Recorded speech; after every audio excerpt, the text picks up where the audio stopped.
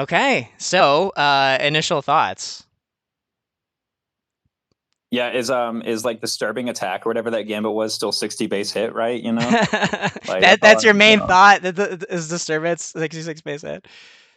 Well, but it had the group lance attack shape though, right? Yeah. So you know. Oh wait, hold on. Look at that. Look at that round formation on the units there up there, and Emma. Look at that. See, people are gonna call that map design, ain't Oh, they? yes. Surely. This is map design right here. That's peak map design. So There you go. A bunch of non-overlapping ranges. Okay, maybe the guys in the back though have like spears, and the guy in the front has a weapon. So this is like a triple overlapping range. You know, yeah. these people, those two units in formation behind them, just have the. I know I'm like not even commenting on like the units and their abilities and whatnot. This is like clearly some kind of ballista, or no, it's a chariot. Okay. Oh, a chariot. Yes. Well, okay, hold on. It's like a chariot. That's new. Yes. So like So if you look at the the map here, ancient. the cursor's here, and then it's over here. So like, there's a bunch more enemies like around here and stuff like that. Yeah, So, I was looking at the minimap the whole time. I won't lie. yeah. So the minimap visible, by the way. Oh, that was the thing in Engage though. Engage had a visible minimap. Yes. Flying By the way, Ornus Rider? It looks Orneus. like he's Yeah, a fine. Orneus Rider. Yeah. flying Orneus Rider. Yeah.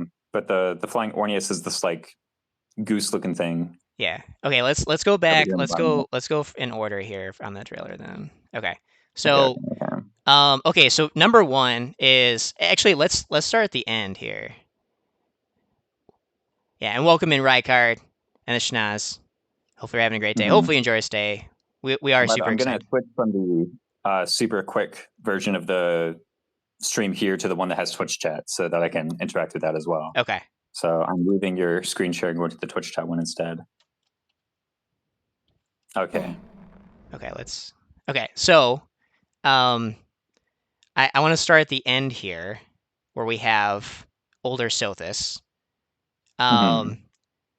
And she says, What if she ages backwards? The years It's were like long, weren't they?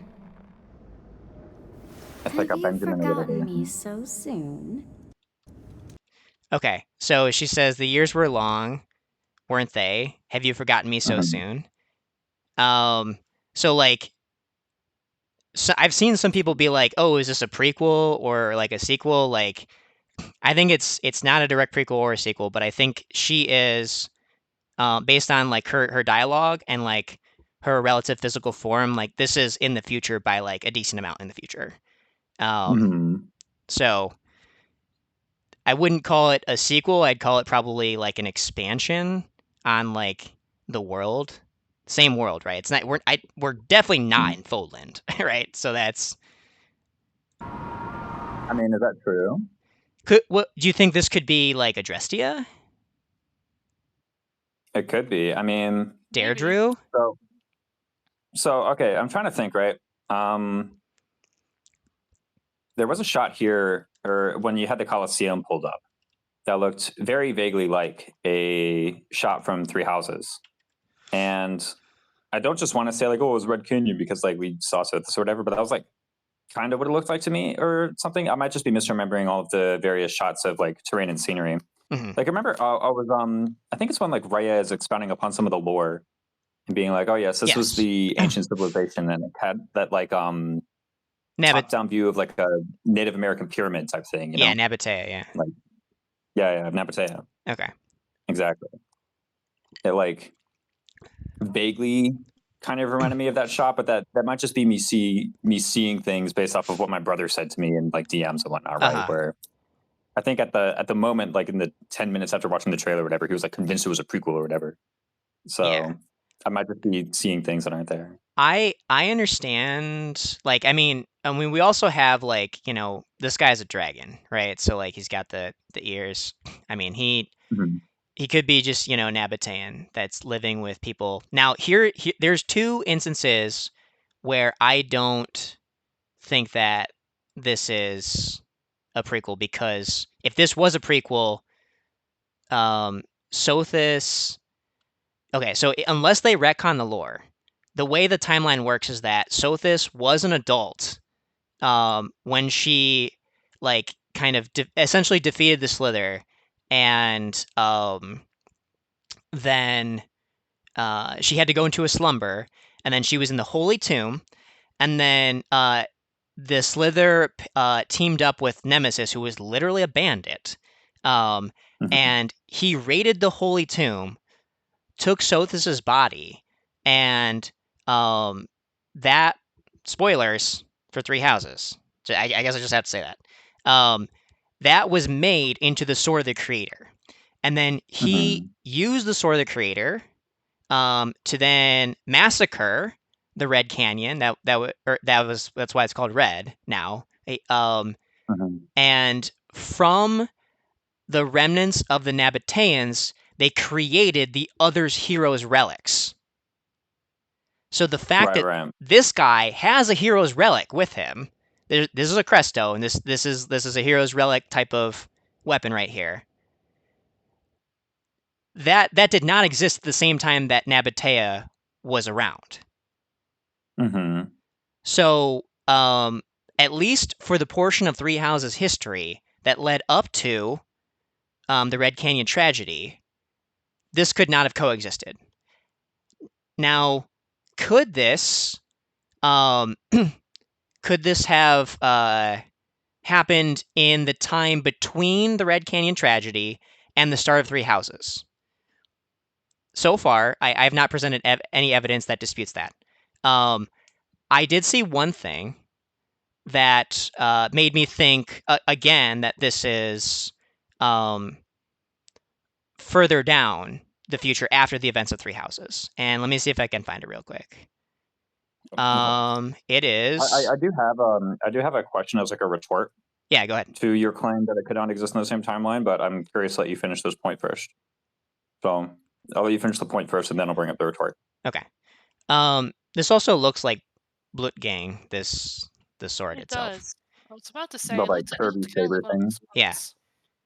And by the way, I wish I could have like caught the beautiful OST or whatever. My poor phone's volume like completely just butchered it. So I'm gonna have to wait until I'm at like a proper PC. Okay. That. And that might have, like, some of the stuff that you said was like a little bit muffled, but like that, it makes sense because your phone was playing the volume. So. Yeah. I actually have no idea where my phone microphone is. So like whatever. Okay. So this unit in particular, we saw this. What's her name here? Can I? Leda. I'm just gonna say Leda. So Leda. So much that simply killing him will not satisfy me. So she has these blaze arts, and what do her blaze arts do? This one summons a demonic beast. So could she have any relation to one Three Houses character, Happy?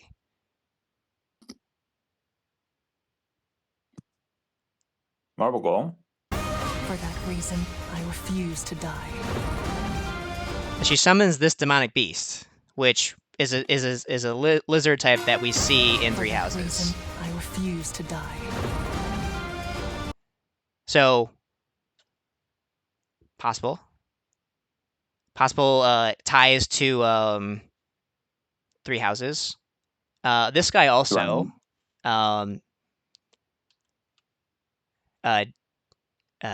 Dietrich? Dietrich, yeah. I remember seeing his name. Okay, so this looking hero's relics type of sword is called the Answer. He was the one that kind of like reworked himself and still has a chance to attack. He also it's like Giga Lung from Emblem Roy or whatever. Yeah. Yes, yeah. Great point, Vishnaz. I was actually going to make that same point. He looks just like Yuritsa, and he also has murderous intent. If we can see I must cull it with this blade. Murderous intent activates right here. So, it is possible that this happens. The Crestona is Lamine as well. Nice. Okay. So it is possible that this happens in the time between the Red Canyon tragedy and the start of Three Houses. And it does seem like they're making some kind of allusions to Three Houses characters. Like this guy being Lamine, looking like, you know, Mercedes, and Yuritsa having murderous intent like Yuritsa does. He seemed pretty edgy in like the all the cutscenes that we were seeing him in. Yeah, and the girl who looks like kind of could be related to Happy, same skin complexion, has monster, you know, summoning abilities. So I'm liking the tie-ins, either intentional or just referential. You know, maybe they're not hereditary. I mean, this one seems hereditary, but maybe the other one's just referential. But yeah, but like, there's a lot of things here that lead me more to believe that this is in the future. And so then Sothis as well, like, she does not. This is actually the biggest piece of evidence, is that she was an adult before she went to slumber and she was turned into the Creator Sword. From then on until the events of Three Houses, she was sleeping, and then when she finally awoke from Byleth, she was in child form and had not progressed yet into adulthood. So if we have two pieces of evidence that are, one, this could not have taken place before the Red Canyon tragedy because the presence of Heroes relics, and then we have the piece of evidence, too, that Sothis is an adult, which did not take place in the 1,000 years between the Red Canyon tragedy and the Star of Three Houses. Therefore, my conclusion is that this is after the events of Three Houses. Yeah, whose beep beep was that? Who's what? Know. There was like a very audible beep beep. I don't know whose it was. Couldn't be me since I'm on push to talk right now. Maybe that's my phone is buzzing. It's vibrating. I don't know. I was wondering if it was like my phone or whatever, though. So I don't know. I literally always have my phone like muted or on vibrate. So if something happens, I don't know what it is. Okay.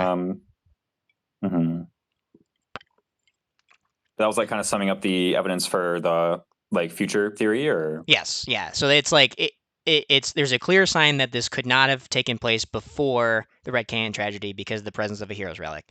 There's clear evidence based on Sothis's age, physical appearance now, that it could not taken place in the 1,000 years between the Red Canyon tragedy and the Star of Three Houses.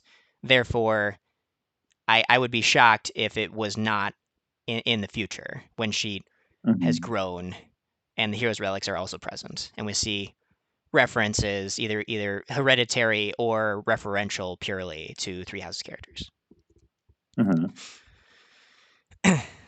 So, I've been talking a lot. So, what do you guys have any thoughts or anything like that? Adult Sothis is really pretty. I agree. Yeah. So, one of the questions I had was like, remind me, which of the Nabateans was Amir made from? Amir was not made from a Nabatean. It was an artificial creation. So it was an artificial creation by whom? Okay. So here's the evidence for that, is that so they definitely crafted it afterwards. Now they could have had like some, you know, bones lying around for some reason that they just didn't use. That's possible. And then they just like blatantly like were saving them to create like a second nemesis in the form of Edelgard with the twin crests, including the Crest of Flames. So they were maybe seeking to create a secondary Creator Sword in Amir. The other like referential evidence for like why it might be an artificial creation is the fact that the way you repair it in the game is via Agartham and not. Yeah. I mean, I think it's like, isn't it outright stated that it was like synthetic? Like, okay, I guess like all in the weapon description weapons and technology are, but you know, it's somewhere in like the game, somewhere in Three Houses itself, it does state like this was like made by the maybe not by like the Slithers explicitly, but this was definitely like fabricated after the fact. Yeah, so let's actually check Ninian Bot for the description. Okay, so it just says crest bearing weapon. Crest bearer can use Raging Storm.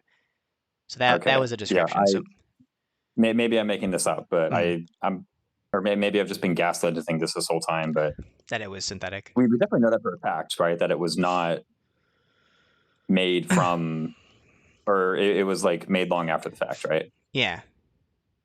In any case, what I was saying is that, like, yeah, okay, there was the Nabataean Red Canyon massacre that gave us all of the, heroes relics that we know, like, Thunderbrand and Blutgong and whatnot. Yeah. But is it also just possible that because, they had the capability to synthesize this one, and maybe, like you said, from just some bones lying around that they hadn't used yet, or from some other means, or maybe they slaughtered some of the Agarthans, some time back. Like, I'm not entirely sure that the presence of heroes relics itself is like complete incontrovertible evidence that it must therefore take place after the Red Canyon massacre, right? Like, I think that they could have had that technology like before the point, shortly after the point, around the same time. I think that the technology to create weapons like that could have definitely existed beforehand. Now, Rockart brings up a good point that they are like referred to as a hero's relic, which like in society and as a concept and in like Fodlan culture wasn't around until like Rhea. Now, I don't really remember the support from the game for that piece. Maybe in like the big expose in Verdant Wind after you rescue Rhea, she might be like, oh yeah, here's what actually happened. And then I just like called them heroes relics or whatever. Yeah. I don't remember exactly what happened. Again, it's been a while since I've like really done a deep dive into the Three Houses lore or whatever. Yeah. And so I also don't really know how accurate Reichardt's retelling of that lore is. But that could be some solid evidence for it. Yeah. Can you go back to the scene where the guy is attacking the chariot and he goes to the weapon selection menu?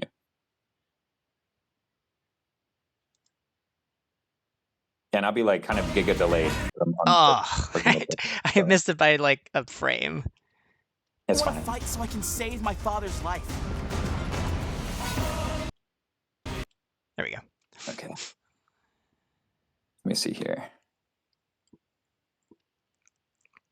I need to into the weapon selection menu itself, not the not the action menu, the weapon selection menu.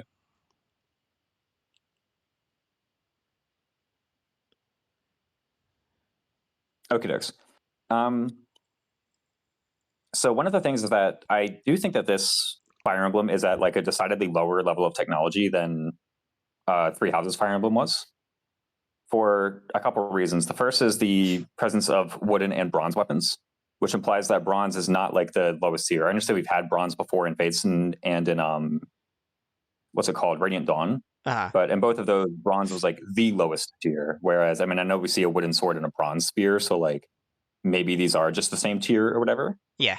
But the fact that there appears to be two completely different tiers of weapons here, and bronze is not the lowest, implies that we're in closer to like a Bronze or Iron Age setting as opposed to like a late medieval, which is kind of, or not late, like mid medieval because there's no gunpowder, I guess. Yeah. Which is where like Three Houses stood at like a technological level. Also, the presence of chariots, which like, I mean, chariots basically like fell out of use in warfare around like 50 AD or something. Like I think there was some like Roman invasion of Scotland, and that was like the last recorded battle of chariots, pretty much. And then we never saw chariots ever again, like in real life, basically. And we haven't seen chariots in Fire Emblem Three Houses, that's for sure. We had like cavalry, which is what chariots were replaced by. So this does just seem like an outright lower level of technology all around. And that is what is kind of making me think it must be a prequel, is because the entire world is at this level of technology. Now, I understand that in the Three Houses story, a big point of the lore was that the Church of Saros was like inhibiting the growth of technology. I don't really understand if they did that by keeping it the same, or like selectively choosing to move it forward or backwards or like sideways or whatever. I don't really know mechanically or exactly what they did. Yeah. So I'm like totally ready for a counterpoint of like, well, what if the Church of Saros just made them return to chariots and bronze and whatnot? I can totally get that. Yeah. I would pose a different potential point in that it's like, it could just be like not for like following like real life technological advancement with respect to warfare. I mean, it could just be adding like more different like layers of strategy and like new levels of weapons and like new types of classes that are like more exotic than we've seen before. And if they are like trying to portray this is actually not taking place in Fodlan, like maybe it's Elmira, for example. The style they could be viewing this as like a style of technology and not like a akin to the real life hierarchy of warfare technological advancement relative to time. Mm-hmm. Yeah, it could just be a completely separate place that just kind of like has different developments, right? I mean, and by the way, that happened in the real world as well. I mean, Yeah. there were certainly different levels of like of development and like strategy and whatnot that occurred in say like the Middle East versus Europe versus Asia and whatnot, and especially all of that, and then compared to like the Americas, of course. Yeah. But I do think it. So I mean, I also don't really know like how much Fodlan and Elmira like trade with one another. Yeah. It may have been the case that they were just like perpetually at war all the time or something, and so they just would never trade. Although I'm somewhat skeptical of that. And so, because I know typically in the real world, like the technologies would move from one place to another, Mm-hmm. and typically whenever there was an advancement in something like metallurgy, right, that kind of got shared with everybody because it's not like it's not like iron isn't as good somewhere else, right, than it is. It always is, or like steel or whatever. Like whenever someone makes an advancement like that, it tends to be like pretty universally applicable. Yeah. Wherever people do so. And of course, it may just be the case that in this world, actually, chariots are the more advanced technology, right? Who knows? Yes. Like it could just be. Okay, I have two things from chat Yeah. here. So number one from Sothis, welcome in. Yes, and 50 crit on this weapon is quite interesting. Well, using this weapon, he has 50 crit, so that's quite interesting. Oh boy, we have the return of the engage style menu. Yeah, what the heck? And then Reichard says, in Three Houses, the Shadow Library, so in the Abyss Library, fragments of a forgotten memoir, has writing from one of the 10 elites. He doesn't call it a hero's relic, instead calling it a sacred weapon, and doesn't understand why Saros is so mad. Mm-hmm. So I actually noticed this detail here, right here. If you can see my mouse, can you see it? It went somewhere. You see my know mouse? it's supposed to be somewhere. Oh, okay. Okay, so at the Yes. bottom of this golden like kind of formation here, there's a crest here, and it's actually the crest of Aldaris. So yeah, so the crest of the 10 elites was not a thing that existed until after the war with Saros. Mm-hmm. Gotcha. Okay. Wooden sword is also part of its equivalent to training sword in Three Houses. Yeah, but then what was a step up from training sword? It was iron, right? Whereas a step up from wooden spear is apparently bronze. So yeah, I mean, it looks like a bronze spear here has some kind of effectiveness against maybe cavalry. yeah, it looks like cavalry type. Is there another menu with a spear? Like, let's check. So there's like, because this is a standard spear, so there would not be. I assume that this is either to bronze or to all spears have this thing. Okay, so she has a spear equipped right now. So let's see if we can freeze frame on Theodora's. Okay, so that's oh, so she does a gambit. That's not what we want. We don't. She has Mahadu's spear, which again, this indicates like a different culture based on this naming convention. Which I would again pose to be Elmira, unless it's like Morphus or like Albinia, which were not very much explored in Three Houses. So, but yeah, I don't think we have another spear shot. I thought because she had one, she does a gambit. This guy has swords, and this is later in the game. He's level 37. She has a spear, but we don't see her. Let's see. Yeah, does he open up the menu to see the rest of his stuff, or? I must come. So he's got an armor effective sword. That's a Flissa. He's got 11 sword, iron sword. Yeah, so there is iron. So. Yeah. Why is this called a magic sword, but it has physical attack? Interesting. 46 crit. Less crit than the bronze. Yeah, crazy. I mean, Yeah. maybe the guy, I forgot his name. I don't know if his name The was main ever revealed. lord. Maybe he has some like crit boosting personal. Yeah, Theodore. Maybe he has some crit boosting personal or something. I don't Wait, know. his name's Theodore? I just agreed with whatever you said or what I heard you say. Oh no. Kai. His name is Kai. Kai. My bad. Okay. Okay. So then let's see here. By the way, nobody is playing with diagonal camera like this, just letting you know. Yeah, I was actually concerned with how many diagonal camera shots there were, and I was like, oh my god, is there no non-diagonal? But then they had this Theodora shot, and I was like, okay, thanks. we're saved. We're saved. Yeah. Yes. Please So, only have this. yeah. Look at this rogue sprite. Holy shit. Look at this this like Roman type of. That's very cool. He did activate some skill in combat. Who, Kai or Yeah. Right. Heard or that about Dietrich? Kai. Wait, let me. I don't think we see any other spear. Fire Emblem with diagonal camera would signal the end times. Yeah, what is this, XCOM? Like, what the heck? Oh yeah. Bronze is gonna be meta trust. I don't know. I mean, if bronze gives you 50 crit, like maybe I don't know. Wait, okay. So, any other gameplay things that you wanted to check out? And because I was gonna go shot for shot, but like I think we're on a fun thread here of just like exploring gameplay, and I guess let's talk about the UI. Okay, hold on a sec. So 12 prot at level 22, 9 resilience level 22. I mean, I guess that's like kind of similar to advanced bases. We can literally see the prot resilience and levels, by the way. Yeah. We see the attack. terrain. That's like really, yeah. I mean, that feels like very low for a level 22 Fire Emblem unit. You know what I mean? Yeah. I mean, hopefully this is easy mode. So. Yeah. Oh, this is okay. These are the rogue stats. My bad. I thought this was the R units. Is there any way we can get to R unit? Surely. Wait. Okay. Like maybe back 5 seconds. Here, Firebrand sent us this image. Oh, okay. People are making speculations. Okay. Okay. Yeah, I see it.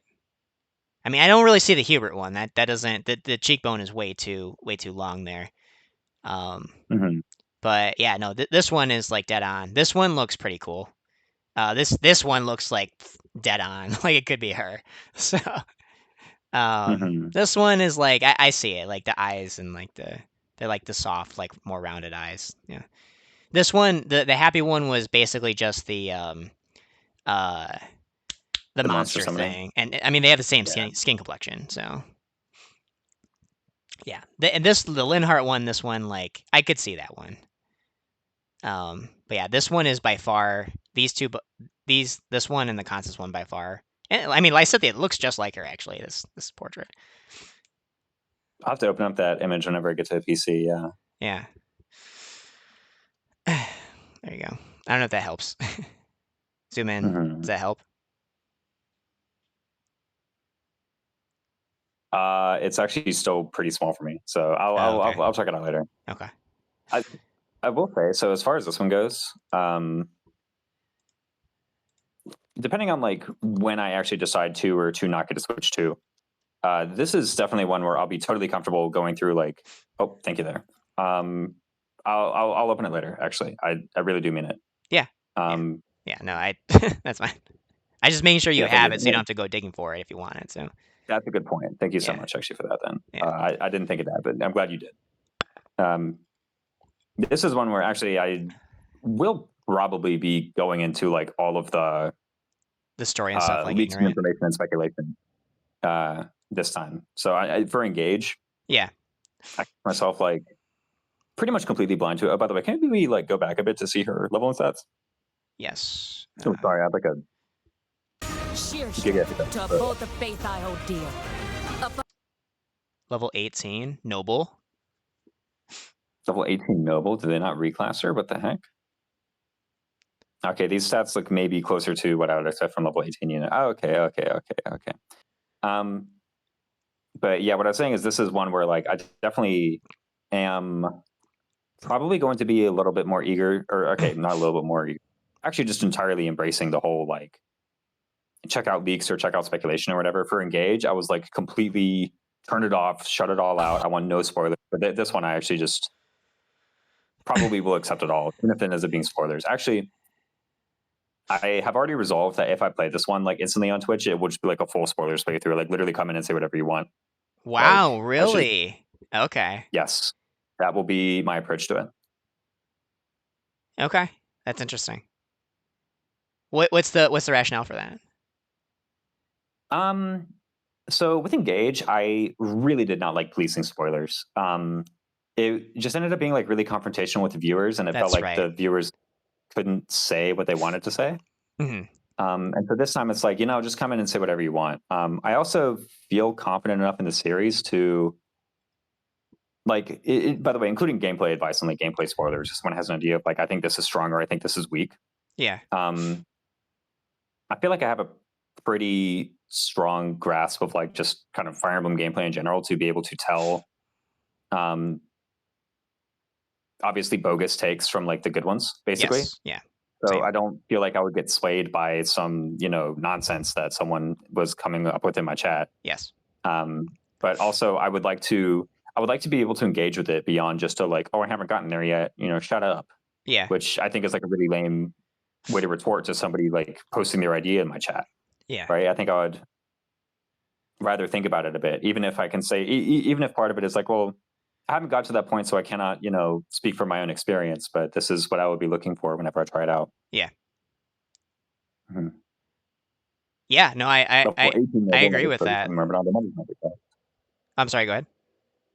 Oh, I was just reading a chat message. I didn't realize you were continuing on to my point. Go ahead and read the chat message. I was talking to the Snozzes, the leveling system. I think, honestly, they just didn't reclass. Well, we did see, they're right about Dietrich being level 37 here. Mm-hmm. Myrmidon. So I wonder what... Also, what is the ability that they use to do the rework?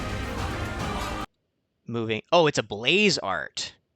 Oh, it costs HP, like in Shadows of Valencia. Mm-hmm. But then it seems like you can use a blaze art, and then you can also... Or actually, specifically, this one says you can attack afterwards. So it seems like Mm-hmm. you cannot move, though, after... It is imperative So Blaze that I plus face one. it again. And then he has no movement. Foul play plus, kind of. Yeah, it's like a rework. You can't take it back either. Okay. It's not like a Celica Warp Ragnarok where you can take it back. Oh, that's true. Good point. Also, he has... Well, maybe you can if you press B. I don't know. Maybe. He has storage, by the way. So we also saw storage on Kai. Have we seen any... So, it's either that they're... It's either that they're... Fight so I can save my father's life. Okay, so it also has dismount, which is fun. Storage is right here. Do we see it on Theodora?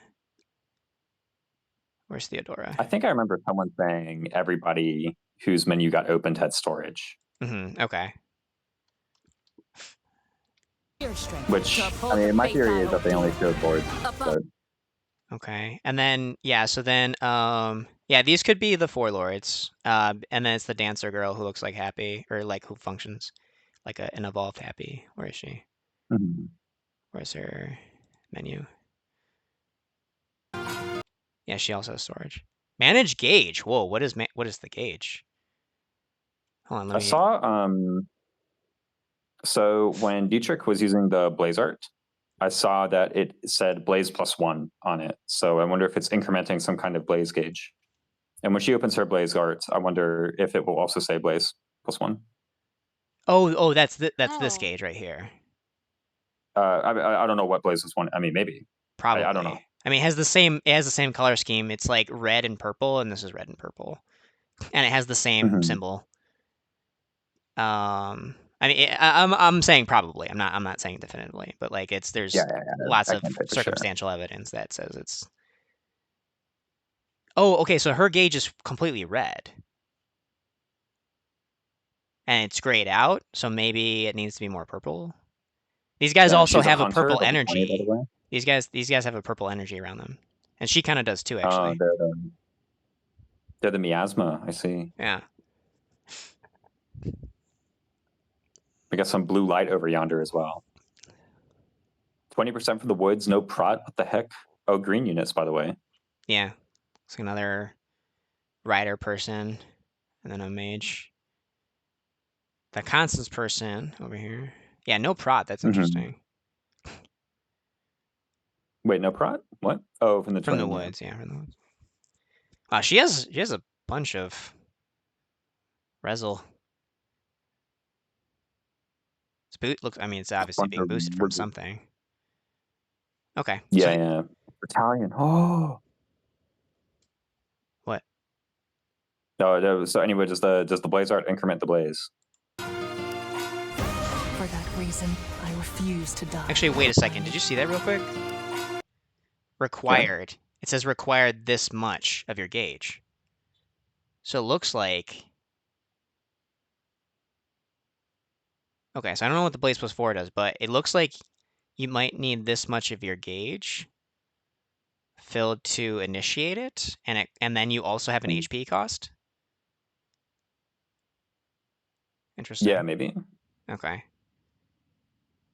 Range self, and then it looks like I mean, I would be interested to see if this guy was moved over here, or if there was a guy here where, like, it doesn't really see. There's not really like a 4 tile. Yeah, if you had like 8 options. Yeah. Does anyone think that this guy sounds like Loki? Oh, the Kai kid. This guy. Okay, so let's see if there's anything that shows afterwards. I refuse to Cool die. animation. It doesn't show anything after that. Okay. Yeah, so I guess we don't see what happens to her gauge, and we don't see. Will not satisfy me. For that Okay. reason, I refuse to die. Okay. Shavar's in this game. True. Okay. Lily, you've been quiet so far. Do you have any takes? It does make me wonder, like, what the effects of the lore on our homebrew project, because I'm sure that depending on how close we are to release of the homebrew project versus when this game is released, we may have to end up going back to adjust some things. Yeah. I will I'll get to that at the end. So put a pin in that for now. So okay. Do you have anything else though about the trailer, Lily, that you? Yeah, I'm not really seeing Adult Sophist made me wonder if it was a prequel, but based off of some of the things that you've said, I'm not sure at this point. Yeah. I would be pretty shocked if it was not like a continuation, like a future state game. Not exactly a sequel, but yes, there's also a gun. Where's the gun? The gun, yeah, my brother pointed that out to me. You think I'd let you deny me my feelings? I refuse to accept defeat. Not now! Wait, For where's those who stand upon the final stage, I shall grant whatever wish you may desire. Hold on. So say I, the divine sovereign, that I vow to you. No, wait. What? I was too far ahead. I was ahead of where it was. You'll find it. I was like right. And now warm blood is served. Boom! There she is. Is it a gun? What was it shooting? Well, they're doing like gun foo or whatever, as opposed to actually shooting people with it. So Yeah. And now warm blood is. Okay, that looks like a fucking gun. yeah. Oh yeah, kind Yeah, of. that is like pretty. Wait, am I in like the? Yeah. I mean, in Three Houses they had ICMs. I'm just saying, like. Yeah. I mean. Yeah, and she has like, wait, this is like a gun holster right here, just like underneath her arm. This is definitely a sequel. Nah, they could have had guns already. They literally had ICBMs. They had literal strategic missiles in 3 Houses. That's That's interesting. what I'm saying. So, I mean, they're that prove that the sequel. Yeah. They also had robots. Yeah. They also, yeah, the computers and robots. I see exactly. I mean, we're well past Fire Emblem having guns. Like, I mean, they've had guns in Fire Emblem Heroes for like years now. So, Oh, like okay. Well, energy guns, but like, you know, not like iron bullet guns or any type of bullet guns. But okay, yeah, not like gunpowder weapons or whatever. yeah, Yeah, this is also seems some kind of like energy gun too or whatever. yeah, okay. So last thing I want to do is like kind of posit. So I guess now that this kind of unlocked it for me. Now that we've seen the 4 menus from 4 different characters and they all had the storage, it is possible that everybody just has access to storage. But what I think is more likely is that these are our 4 main characters of this narrative. And so I guess we kind of see each of their situations. So you know, it's like it seems like also royalty people here. I mean, the blue and the red is just like it's so red and so blue. I mean, this reminds me so much of Engage, like right, like. So, but I turned the volume off for now. So this person right here, I wonder if they're the bad guy. Because the queen person is Theodora. She seems playable. So, but he did. This guy called himself the divine, or at least I thought it was him. Let me hear his voice for a second. Bold warriors, draw now upon your strength. Okay, so he says, so he talks there, and then later he talks here. I shall grant what. This is his voice. He says, I shall. Whatever wish you may desire, so say I, the divine sovereign. The divine sovereign. So he's a divine sovereign. And he's like, I'm going to grant your wish, bold warriors. And so he is hosting essentially this Colosseum fight, right? Actually, wait a second. Okay, maybe this is the biggest evidence that I've seen that this is in the past. Doesn't this look like the Colosseum in the Abyss? In the Abyss? I don't remember there being a Colosseum in the Abyss. I trust you're right. It's the map that the Death Knight shows up on. Yeah, I was about to say, where you fight the Death Knight in chapter 2 of the thing. Yeah, look at that.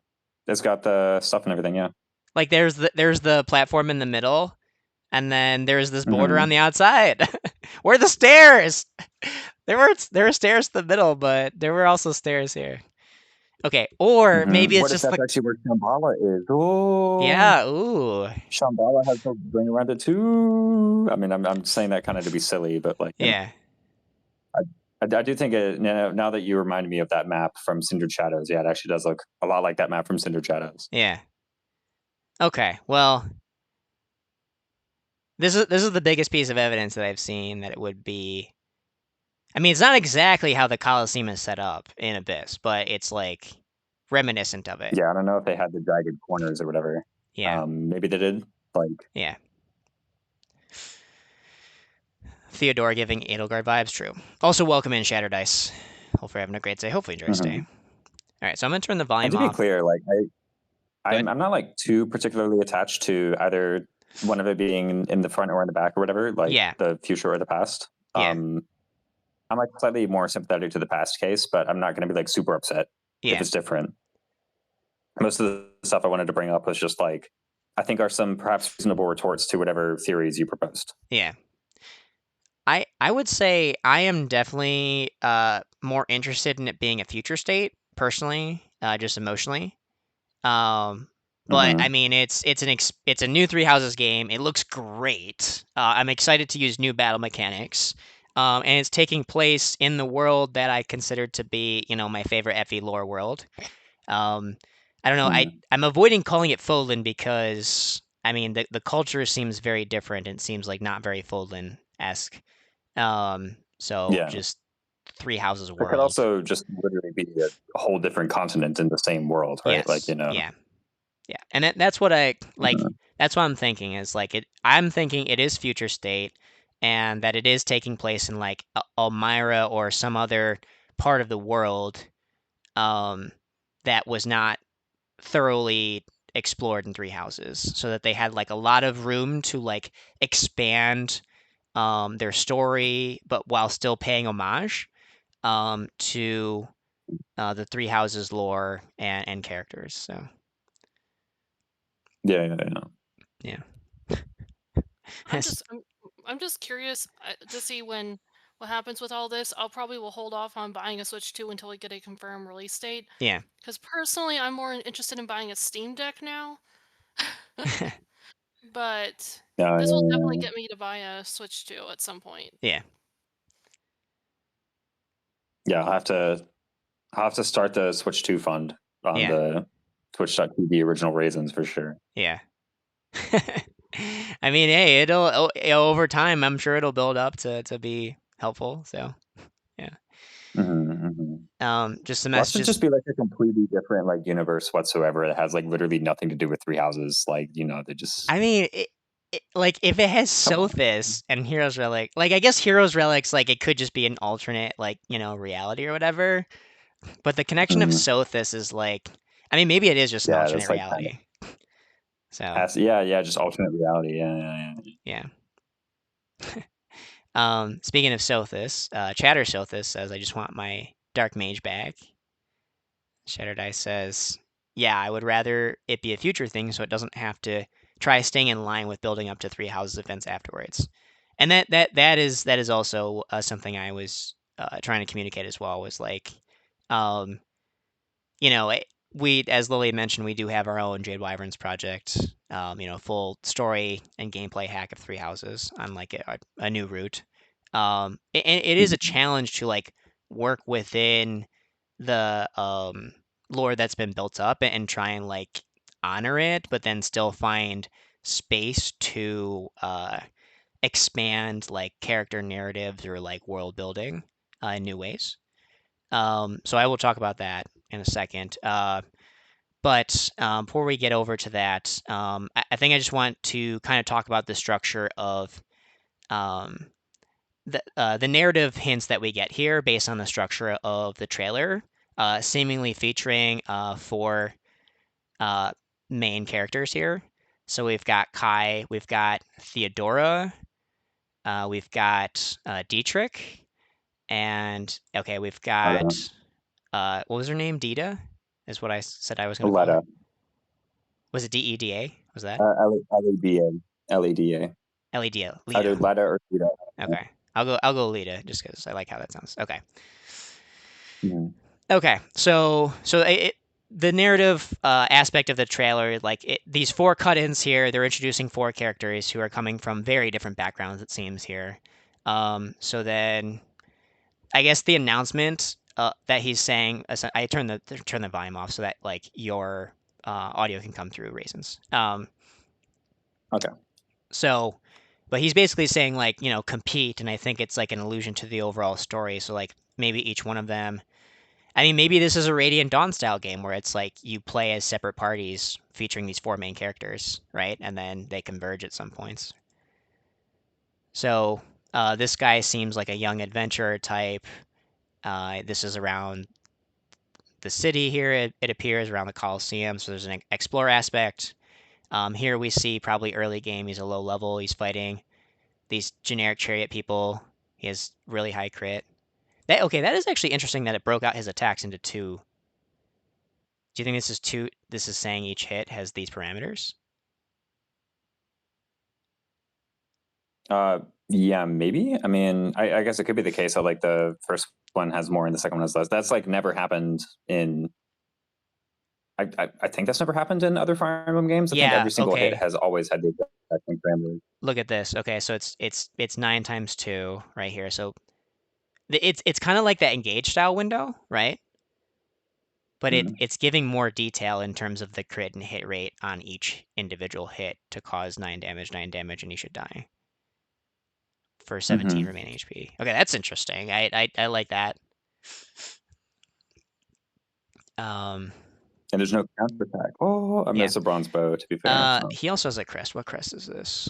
This is the crest of...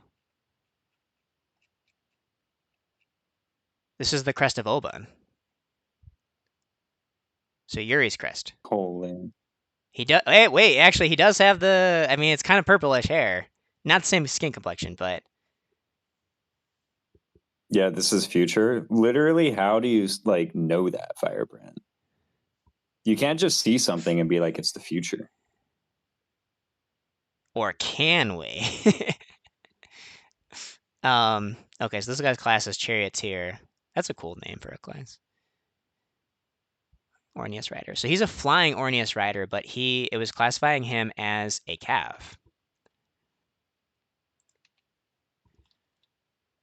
Orneus, right? I mean, I guess that kind of makes sense if it's like an ostrich-like creature. Oh no, wait. It's a. Oh wait, so here it says flying Orneus Rider appear, and then that's the cav icon. So maybe there are things that. Yeah, I don't know why it's called a cav if he's a flying Orneus Rider. Maybe the flying Orneus can only fly if it's not being mounted. I don't know. Yeah. Definitely a confusing name, but maybe that's just the name of the animal. Yeah. Okay, so Theodora is next, and she is an infantry unit, and she just slashed that chariot open with her spear. Mm-hmm. Okay, so she's a queen from somewhere, is what she said in the trailer. And I mean, they're showing her pulling off a gambit, even though. Okay, and then next is Dietrich, who seems to be like Xander-esque, noble. Okay, so then.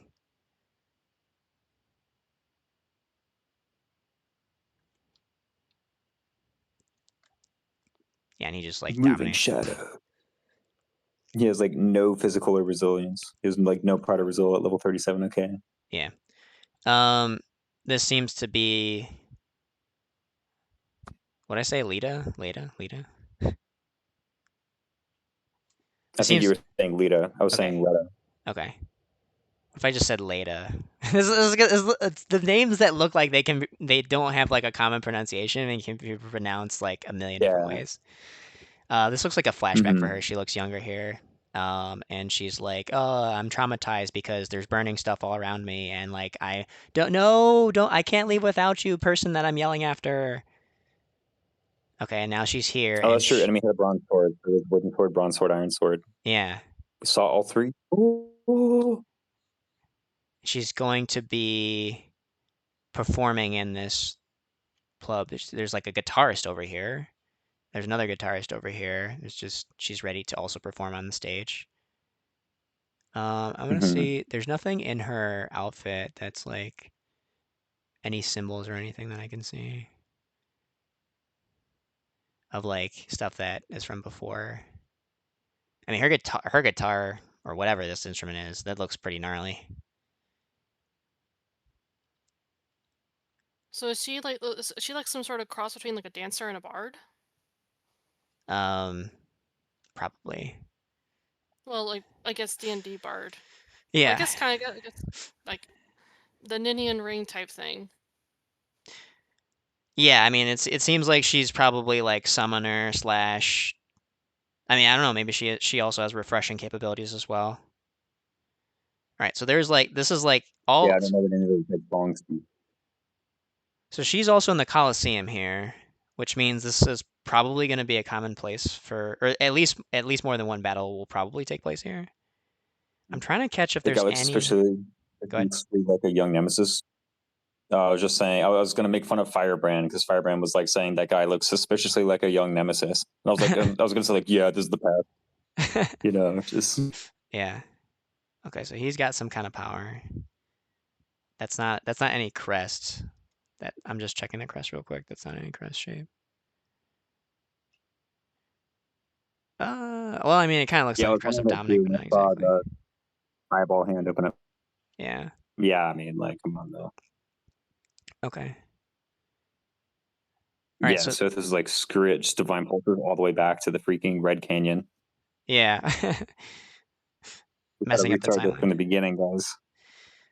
Yeah, I don't think the was the Opius Rider, Opius, whatever that one sec. The chicken was. I don't think it didn't say it had flying type. So some people are saying this is the Queen of Dusker just because of her skin tone. I mean, there was no discussion about the hierarchy or the governing structure in Dusker. So Orneus, okay. Okay, it looks like Dietrich is in the city streets here and is like don't fuck with me with this guy. But then there's also this like assassin-looking dude in the background here. So Dietrich looks like he gives no fucks. Did Dusker even have a king or queen? Yeah, like I mean, we don't know because it was never talked about. So like that could be like a, you know, expansion of lore that like was a loose end that wasn't really tied up, and so they can just like tie more stuff to that loose end and expand the lore if they want to. Like pretty what's the word I'm looking for? Like uncapped. I was looking for a more succinct word than uncapped, but like with Wild Abandon, they can just expand the lore on the Dusker thread because they never really talked about Dusker outside of the fact that it was the tragedy of Dusker and the racism. So okay, so whoever this is gun battling, and then whoever this is, we don't know either. Okay, so these fights are all taking place in the arena, and this is Lita using a sword. So okay, I guess she uses swords. And, Is that her? Yeah, that was Lita. Okay, you're right. I was wrong. Yeah, that's Lita. Also, wait, her hair is blue as opposed to in that flashback it was not blue. Yeah, it was brown in the flashback. Is this even the same person? Or maybe she's remembering this as like her sister or something? Because even the eyes are, I think, are a different color. 155, 131. So her eyes are like greenish here, brown hair. Here, they're kind of greenish, like but they've got blue on the top, and then she's got blue hair. Mexico filter, you know what I mean? Yeah. Like, where we got the color filter on, it just messes up everything. Yeah. Okay, this is probably the bad guy right here. And like Theodora is talking, but is this actually Theodora that's approaching the? Here, I'll turn the volume on slightly. I refuse to accept defeat. Okay, yeah, Theodora does have that twin. You think I'd let you deny me my feeling? Wait, is it? No, the cloak is like all. That's not Theodora, is it? There's no circlet. She doesn't have her headpiece on. Not the bad guy?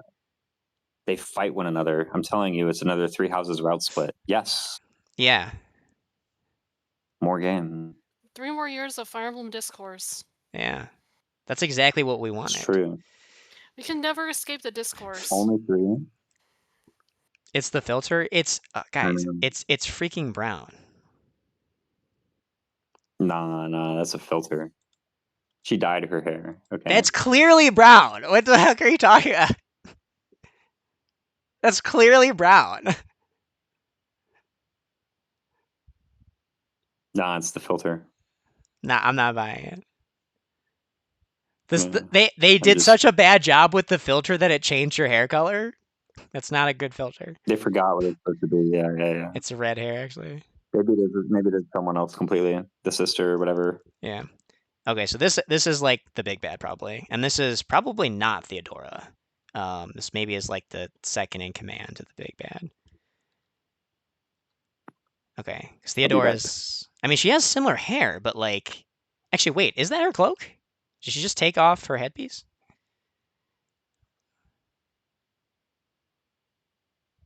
No, her cloak doesn't split down the middle. Okay. So then we see the dragon monarch person comes back in and is talking about, oh, so like now, you know, who will achieve the glory or something. What does he say? I shall grant whatever wish. I shall grant whatever wish, something. You may desire. You may desire. So say I, the divine sovereign, that I vow to you. Okay. There we go. Fire Emblem Fortune's Weave. Coming soon. Next year. And then Sothis is here, and she's grown up. Well, re-grown up. Slight outfit change, too. And she could just take off the headpiece. It is possible, yeah. So, do they have the budget for that, though? Okay. So, any final thoughts on the trailer? I have another topic after this.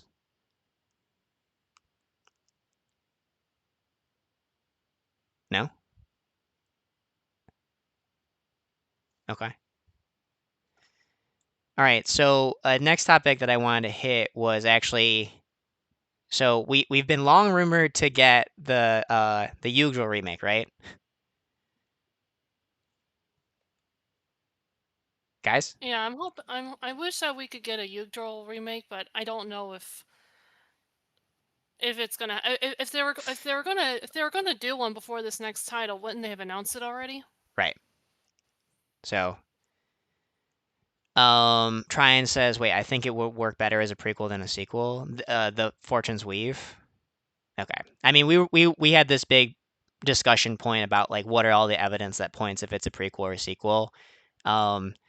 I'm definitely leaning more towards sequel.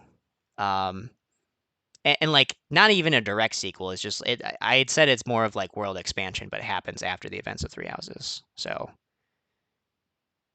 but yeah, okay. So, sorry, say that one more time about the usual remake, Lily. I feel like if they were going to release one, but in between the most recent title and then this new one, I feel like they would have announced it already. Yeah. Yeah, I have a theory. A game theory. A game business theory. So I believe that the Yggdrasil remake was a real project, but it might have been canceled. Now why do I believe this? So I think almost everyone here had some exposure to the Engage leak, right? Yeah. So I mean, most infamously, the screenshots that actually were Engage were released on, I think, Reddit. They were posted on Reddit in June, I believe, of 2022. And we didn't see the trailer for Engage until September 13th, 2022. So now I had a chance actually to see the Engage screenshots before they were posted on Reddit. I actually saw them in January of 2022. So the source that gave me a glimpse into these screenshots and gave me some details about them and ongoing projects also said that the Yggdrasil remake was a real thing, and that it was actually supposed to come out before Engage. Factors which precipitated it not coming out included the project manager on the Yggdrasil remake ended up leaving the company, and the project was in relative disarray, and Engage was ready sooner than they anticipated, because in part because it used what's the engine that it used for Unity. Unity, yes. In part because Unity was an easier to work with engine. So they went ahead and greenlit Engage's release. And at that time, or when this information was shared with me, there were still plans to, according to the source who shared the Engage pictures with me, there were still plans to release the Yggdrasil remake after Engage. Now, obviously, that has not happened. And we're already moving ahead to Fortune's Weave. So I think a few things probably precipitated that based on that circumstantial evidence of why the Yggdrasil remake, I believe, existed as a real project and I believe was canceled. So I already mentioned one of the reasons it was speculated to be delayed was because of project management difficulties. If the project encountered timeline and budget costs, that could eventually lead to a project getting canceled, but more often leads to like, well, let's just actually recoup some of the money, etc.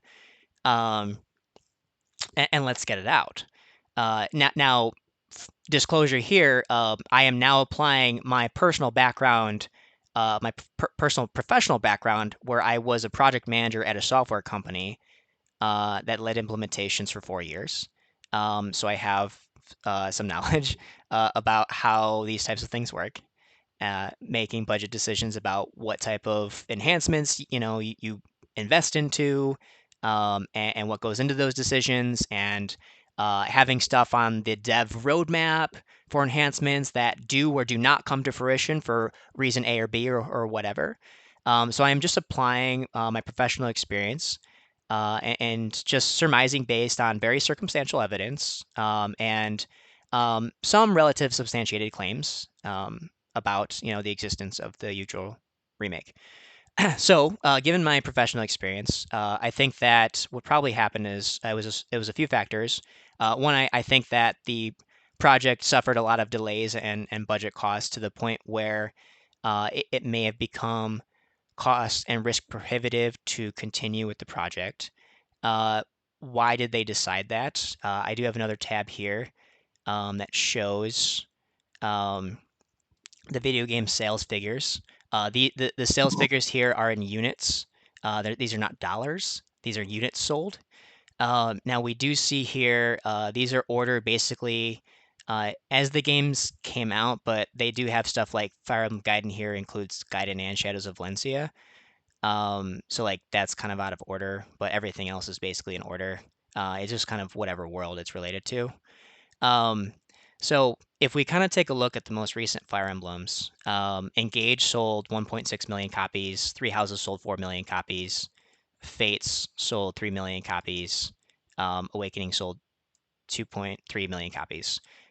So we did see a notable decline in copies sold from Three Houses to Engage, which is to be expected. Three Houses was the most mainstream, surpassed. It took Fire Emblem to a new stratosphere, right, business-wise, and within the mainstream purview. But we had been seeing a steady increase from Awakening to Fates to Three Houses.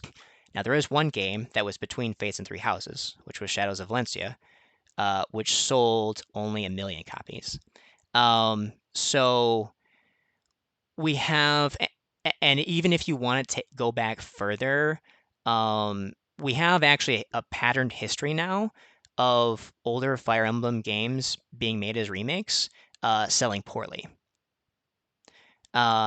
So this million in this trend of 2.3 million, 3 million, and then it went down to 1 million for Shadows of Valentia, and then up to 4 million for Three Houses, and then 1.6 for Engage. Part of what might have gone into this business decision is that, this plus Shadow Dragon, it was 250,000 copies, and that was after Radiant Dawn sold, 400,000 copies. Now that was kind of like going into the decline of Fire Emblem before the Awakening boom, and some of that can be accredited to, just changing the style of the game to appeal to a different audience. The whole waifu emblem, the avatar, etc. But it is another piece of that could be looked at as like they made remakes and people weren't interested in them for whatever reason. It wasn't new content, it wasn't new and exciting enough for the targeted sales market. So if you combined a project that existed that had already suffered budget and timeline cost constraints, and if you combine that with a sales forecast analysis that says that historically remakes do not do well, also combined with the fact that Engage suffered probably underperformed by a decent amount compared to what they probably were hoping for and expecting. I mean, I think what you probably hope for is that it outperforms Three Houses. I think that was an unrealistic hope, but I think that you hope that it actually comes close to selling the same amount of units, and it just did not. Not only did it fall almost down to Shadows of Valentia, but it was even below Fates, which was 3 games, but also below Awakening. So at least there might be some positivity here where it's like, okay, well, it outsold Shadows of Valencia, and they might attribute that to its new content It's a new story. It's new content. It's not a remake. So for these reasons, all circumstantial, and given my experience, with having been a project manager for a software company, and the fact that now we have Fortune's Wave coming out, and there is no announced FE4 remake. Also, another data point that we have is actually Fire Emblem Heroes.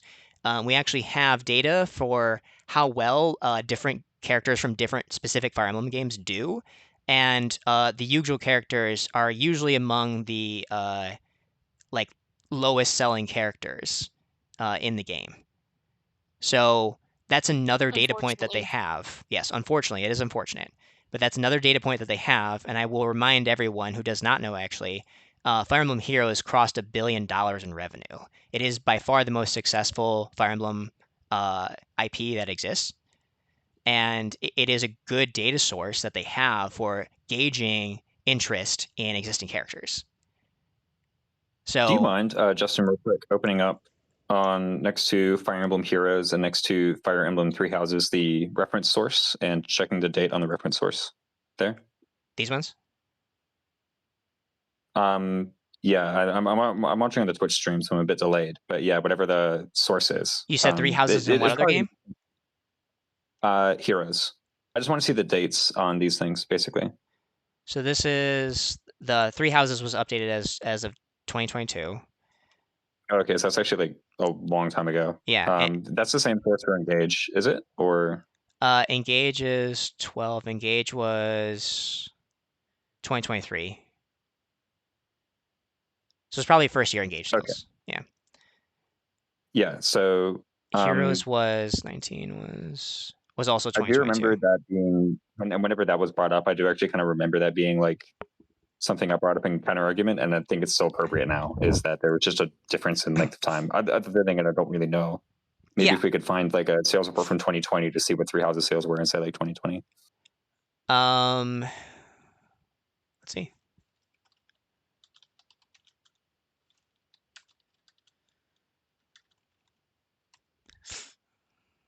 I think just kind of whatever report that you get it from, because I remember actually reading this report. As of June 2020. Okay. Well, we could see the source. There's a Reddit post. Yeah. Gotcha. Yeah. Basically, right there. Yeah, makes sense. Well, this one also says sold over 3 million copies. It's like, or wait, no, that's just a discussion page. Is on track to sell over 3 million copies.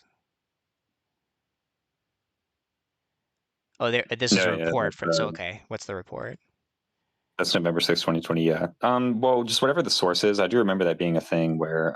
Yeah. Okay. Here. So Nintendo reported in May of, or they have sold nearly 3 million copies as of March 2020 from Nintendo themselves. Can you open the previous report link? Because that's actually, I do think that's like something that Nintendo actually publishes themselves. Like, yeah, here's literally from Three Houses. Yeah.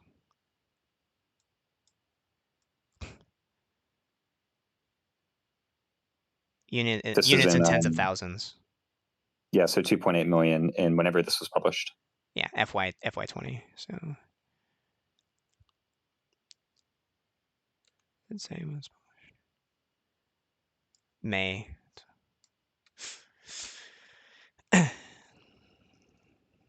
Yeah, so like, I mean, I would say, yeah, like take these numbers with a grain of salt, but they're still pretty relative.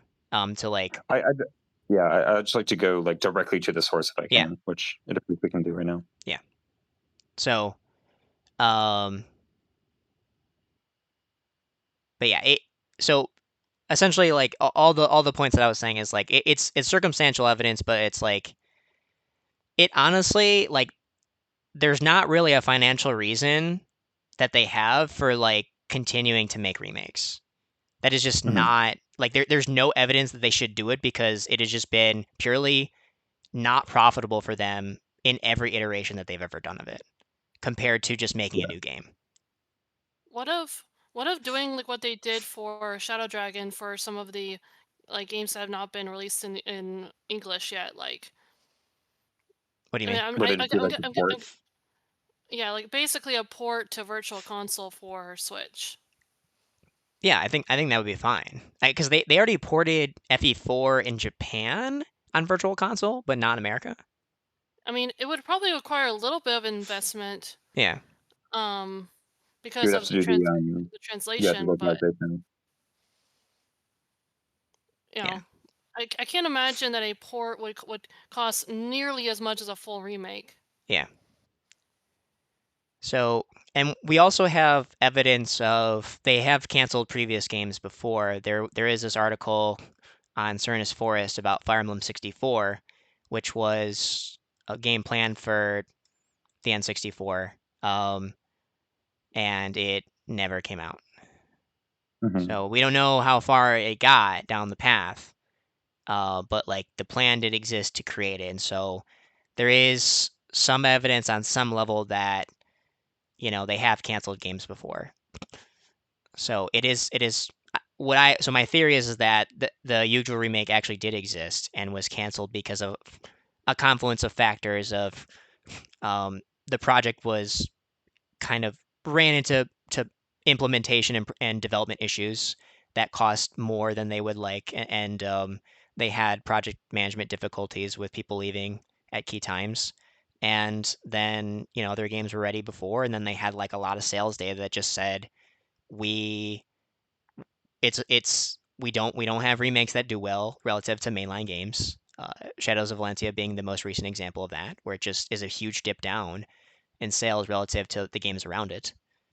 And the Fire Emblem Heroes sales data on characters from different FE games, like the usual characters, do not do well in sales wise. So there's just a lot of business evidence that like they probably shouldn't do it if they want to make money. So. So I think one reason they might have been incentivized to go back to the World of Three Houses was because this number now for Engage is probably higher if it's reported as of 2023, May 9th, 2023. So we can take a look at it actually. Which, by the way, that was like 4 months after the game's release, right? Like, and it's pretty good for 4 months. So like, yeah. So if this even pushed up to 2, maybe 3, maybe like 2.5 to 3 million copies. I mean, still not as good as Three Houses, but like a step down from where they want to be. And so maybe they feel like revisiting, the most popular lore in the history of the game is a good business move to get everybody excited about it. And also, they might be incentivized to recoup any loss that they might have incurred on the potential cancellation of the usual project. So what you're telling me is Giga DLC. Yeah, So, perhaps. That's what you're massive sales. Go ahead, Lily. What I'm just hoping for is if they did cancel a hypothetical remake, if they would try to pivot for a English release on Virtual Console. I mean that would probably be the way that they would choose in the future to expose the audience to like the usual Fire Emblems. But yeah, again, it's because it doesn't. I mean, it doesn't sound like it has nearly as much of a risk when it comes to expense. Yeah. Yeah. I remember for FE1 they did it on the like 30-year anniversary, and I know FE4 came out in 1996. So if they wanted to do a 30-year anniversary for that, then they would just do it in 2026, the Virtual Console release or whatever, if they were going to do it. Yeah. And I say this because I am a huge Cello fan, and I want to see FE4 be released to the English audience. Yeah. Officially. Instead of Nintendo PC. Yeah, that makes sense. Yeah. The to kind of like maybe offer some skepticism on this story or the narrative that you brought forward, Justin. Because whenever I get in these situations, I try to think up like, what's like the next best explanation that like a reasonable person could come up with. And I guess this is my attempt at like doing exactly that kind of with your story. Yeah. Because I think your story is like probably pretty accurate, although this is like the other explanation I'm offering. I do remember that with FE11 specifically, the Shadow Dragon, there was a lot of poor reception about it for kind of like reasons aside from being a remake. I think people were kind of like disappointed in the like drop in graphical quality from Radiant Dawn to DSFE, which I mean is understandable. You're going from the Wii to the DS, like there's going to be a drop in quality. Mm-hmm. I also just don't remember whether the Wii was 2006, right? When was the DS? Like 2004 or something? Well, I mean, we know that the Wii. I mean, we know it was at least 2008, at least, you know. So. Yeah. Could I just click this and see? So I remember there being like some talk around the time of like they're kind of like just going backwards or something. Like, why are they going to this order thing? It was like releasing something for the new console again or whatever, right? Yeah. Looks like 2004 was the earliest release. And yeah, 2004. Gotta leave these ads. I get it. We should buy Silksong. No, I'm kidding. Let's get out of here. But yeah, so there was that. There was also people like people really panned Radiant Dawn as well. You got to remember for having things like no motion controls, having things like no support conversations, which like the no motion controls to us seems kind of silly, but to to people back in like 2008 who like spent all that money on a Wii, yeah, it's not silly to them. Yes, right. Like that's like a kind of a reasonable criticism, really. Like of the game not really like utilizing the technology, and then likewise with FE11, like it wasn't really that inspirational use of the touchscreen either. There wasn't really anything like cool that it did. And I understand that they were just trying to be like use of the technology. I guess like maybe the Wi-Fi battles were right, but well, no, that's like it. I guess it's like actually could be a thing. Like the DS did have Wi-Fi, so yeah, like I guess, but like that's kind of the idea. Is there were I think there are some other things like fatigue with Radiant Dawn, and then also with Shadow Dragon that people didn't like. Also, again, like I understand this is a purely subjective thing, but I mean we've heard like literally so many people talk about how they didn't like the art style of DSFE. Yeah, and that was a common complaint even then. Yeah, right. And again, that's completely subjective, but a lot of people experienced it, and that turned a lot of people off of the game entirely. Yeah. Right. They were just like, well, I'm not going to play this because it looks like crap. Yeah. Right. And so I think there are reasons for that. And then, of course, like FE12, we're not even going to go over it because it didn't have a global release. Of course, it's not going to sell that well. Yeah. Shadows of Valentia, I think the story does add up for that one. I think like for SOV in particular, yeah, it seems kind of weird that a game like that would come out. Maybe they're just like some other weird marketing thing that I just don't remember. I'll be real.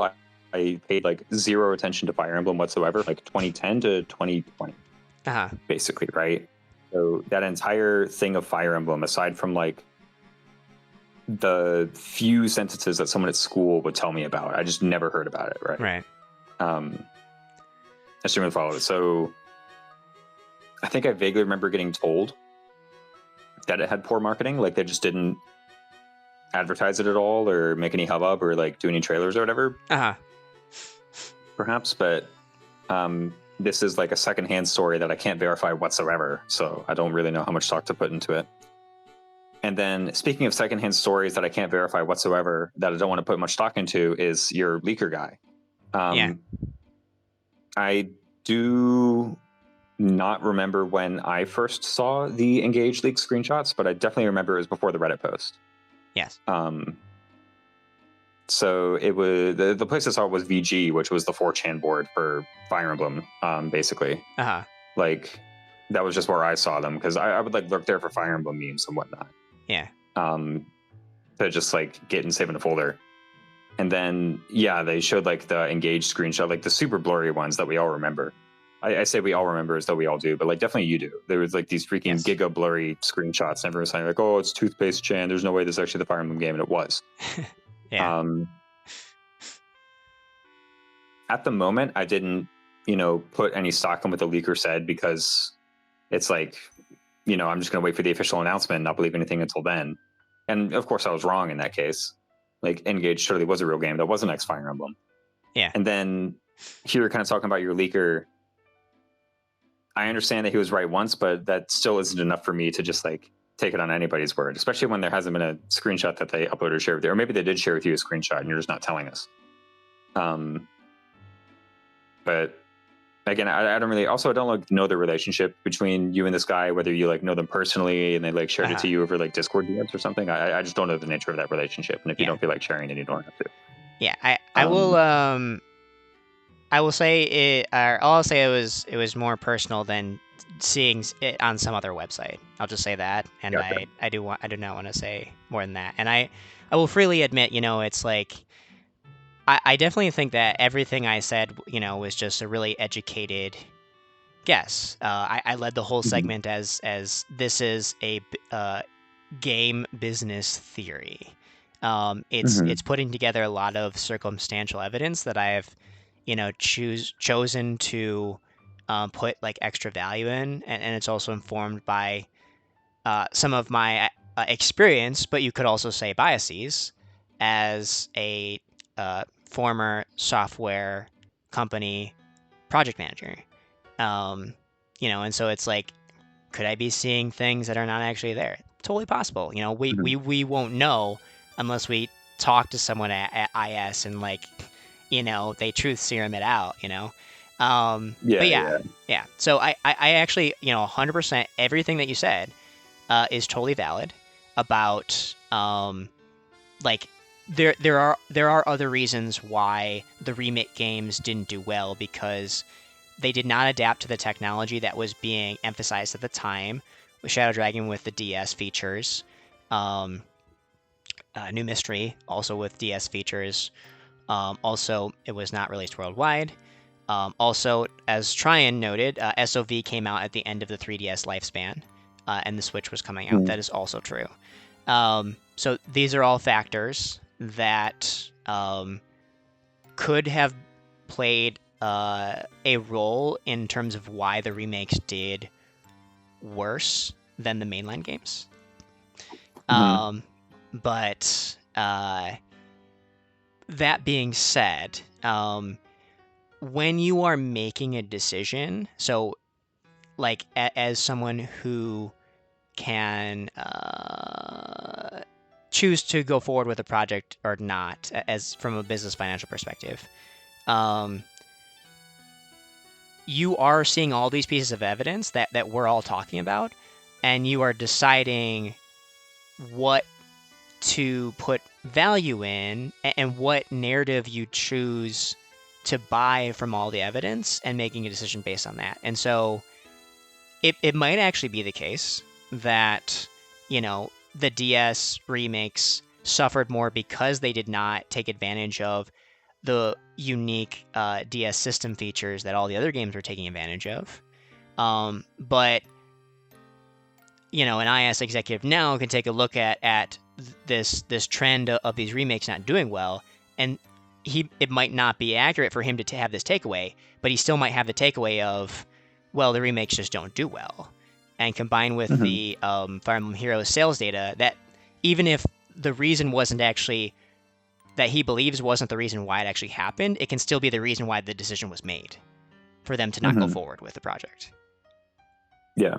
And I think that the story you proposed, at least everything that you said after the, stuff involving your leaker, or whatever, all of that stuff, the whole narrative about the remake, I think actually everything you said is a far more likely explanation than everything I said.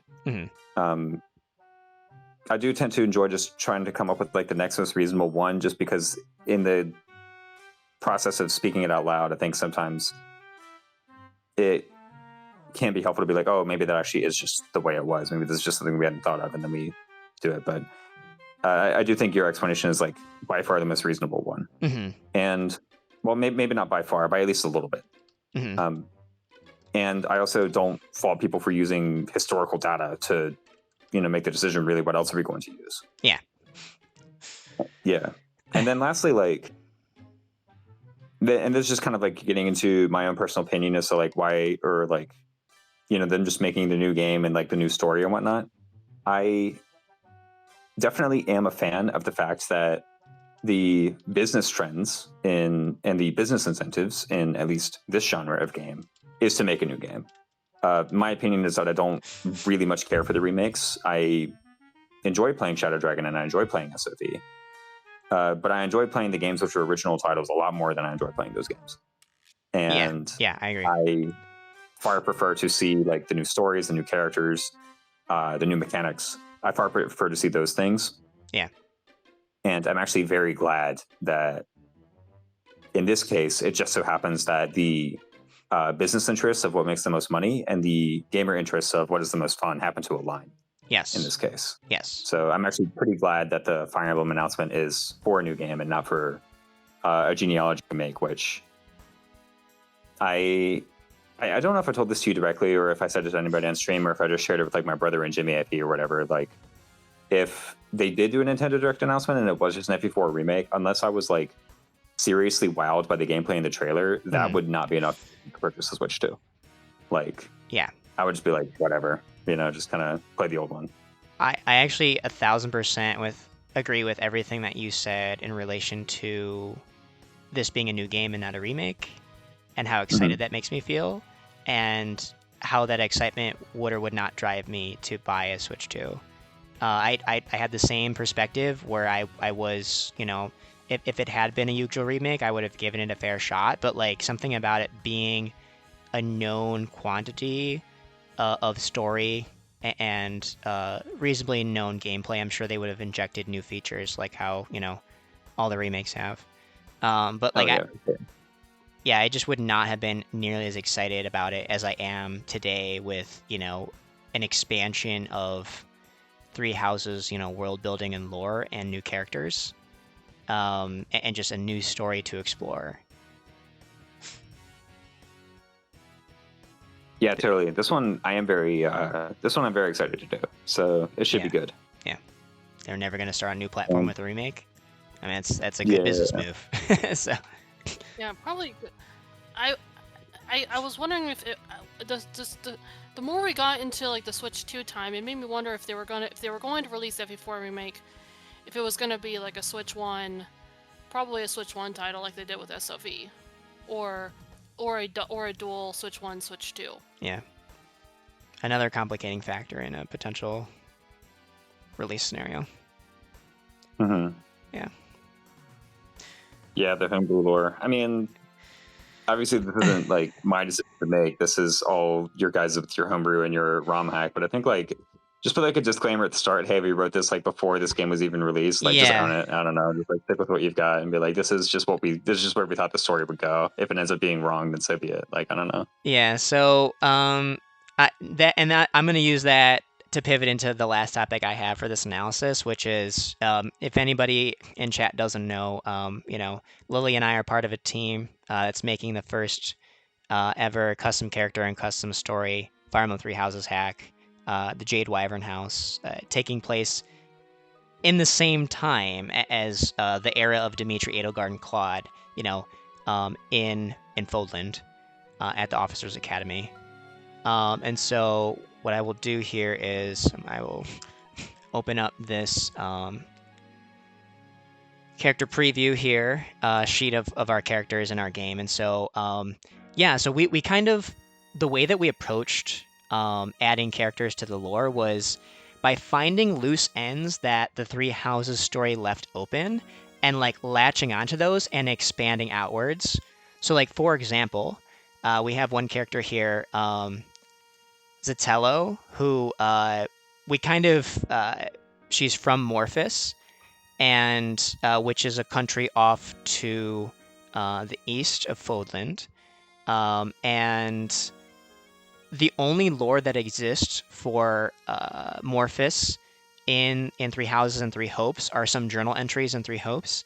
And then the Morphus Miracle Workers, I believe, is the battalion name of a battalion you can get in a post-time skip quest in 3 of the 4 routes that Hilda's in. And it's a magical battalion. So we kind of use that, like that magical alignment battalion and then some of the lore from Three Hopes to kind of expand and create this entire narrative of how this country functions and exists, and then tie that back into the Three Houses. The Morphus plum, true. The plums are too tasty. She says it right here. The plums are too tasty. So yeah, so that, I mean, that's an example, right there. So now with the release of the trailer, obviously, one of the risks that we have is like any world building that we sought to build out of a loose end could be in jeopardy. We filled in a lot of gaps other places where Lily's character that she created. Each one of the people in the project created one character. The character Lily created, Sophia, is heir to House Barnabas, niece to Baron Dominic. So House Barnabas is a minor house that exists in the Empire, which it's a real city that exists that you actually visit, I think, in Three Hopes, right, Lily? I believe you do end up fighting Baron Barnabas as like minor villain in generic yeah guy. Yes.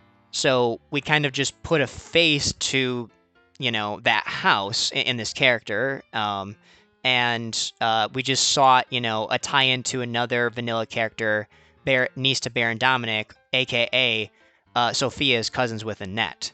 And so, like, Annette in vanilla never mentions having a cousin, but she never mentions not having a cousin. So that's just like an example of a lot of. She does. Go ahead. Well, Baron Dominic does have a son, but yeah. Yes, sure. I was saying in Simon. relation to the Dominic part. Yeah, Baron Dominic has a son that is mentioned, Simon, but yes, she doesn't mention having any other family, but she doesn't mention not having any other family. Yes. So most of what we've done is find these nooks and crannies of existing minor noble houses and just building out lore for that house that still fits within the ecosystem of Fodlan's political climate. But something like this with Morphus, or this one we had here, this Tengen, he's from Albania, and we just kind of made up lore about Albania because there's very little that exists in Three Hopes and Three Houses. These are more in danger of like, okay, this might not line up. Now, two potential silver linings here. One, the game will probably Fortune's Weave, the new three houses, the new Fire Emblem, Fortune's Weave, will probably come out before we release the Jade Wyverns project. And if we understand the lore, we actually do have the opportunity to kind of adjust our lore to also fit within the realm of how the lore of Fortune's Weave works, which could further cement our project and the lore that we've created as like something that feels really canon within the scope of Fire Emblem Three Houses. Fortunes, true.